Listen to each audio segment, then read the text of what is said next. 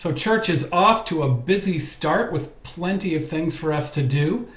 Last few weeks, of course, we've been very busy. We had Lookout Farm and we had our kickoff brunch, and there was all kinds of stuff going on, and people getting back together after a summer of being away. And we're just going to keep on keeping on. We have a lot more things to do this year, and it's great to have that energy at the church.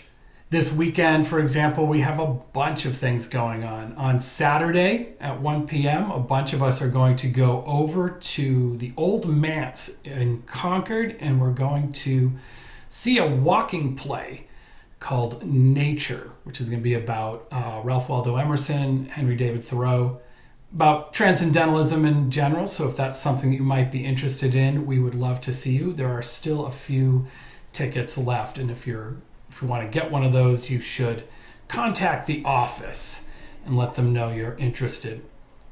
After worship on Sunday, we are going to have a concert at 3 p.m. It's called Cafe Barcelona. It's a classical guitar concert. If the weather is good, we will be on the lawn of the Bacon Free Library because we are putting it on jointly with them. As you know, we do things like that from time to time. If the weather's bad, we'll have it in the sanctuary. So it's going rain or shine. Some of you may recall that we were going to do it over the summer. It was during that super hot heat wave, and it just wasn't safe for people to be out. And then the actual worship service on Sunday should be interesting. We're going to talk about boredom. We're going to talk about boredom as a good thing.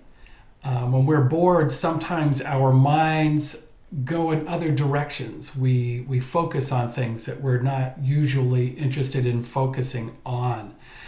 But at the same time, boredom can be very uncomfortable, which is why we often fill up our days with activity. I mean, there's important activity, right? There's work and there's parenting for those of us who are parents.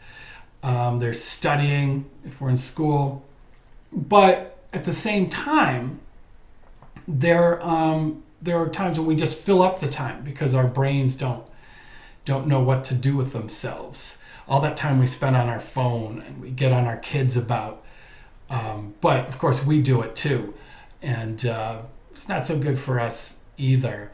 So we'll talk about that. We'll think a little bit about what it would be like to allow ourselves to be bored, to get through that phase of not quite knowing what to do with our time and our thoughts, so that we can have other interests and other thoughts rise up. It's an important part of our spiritual lives.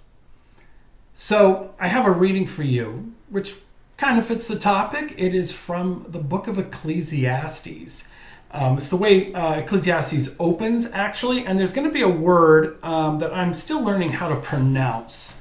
The word is Koheleth. It's spelled Qoheleth,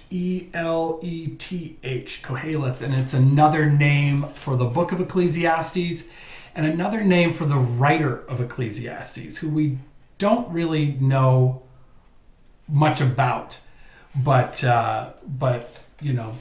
sometimes the mystery is part of what makes something interesting. So here we have it. This is chapter 1, verses 1 through 11 of Ecclesiastes. The sayings of Koheleth, ben David, and ruler in Jerusalem. Completely illusory, says Koheleth. Completely illusory. Everything is just an illusion. What is humankind's benefit for all its labor under the sun? One generation goes and another comes, but the world goes on forever. The sun rises and then sets, then quickly gets ready to rise again. The wind blows first to the south, then to the north. It swirls round and then repeats its circuit. All rivers empty into the sea, but the sea never fills up. Again and again the rivers go where they've always gone. Everything is more wearisome than words can possibly express. Even so, our eyes are never satisfied with what they see, and our ears are never satisfied with what they hear. What has been before will continue to be, and what has been done before will continue to be done. There's nothing new under the sun. Can you think of anything about which we can say, oh, this is new? No. Already it has been here for ages, long before our time. Yet there is no remembrance of things past, nor will there be any remembrance of things to come by those who come even later. So there you go. Ecclesiastes, first few verses. It's an interesting book. Definitely not boring at all. So I hope to see you in church. Church should not be boring. It should be interesting and exciting, and at least if you're interested in the topic of boredom. So until then, you know how to get in touch if you need me. I'll see you Sunday, or maybe Saturday too. Bye.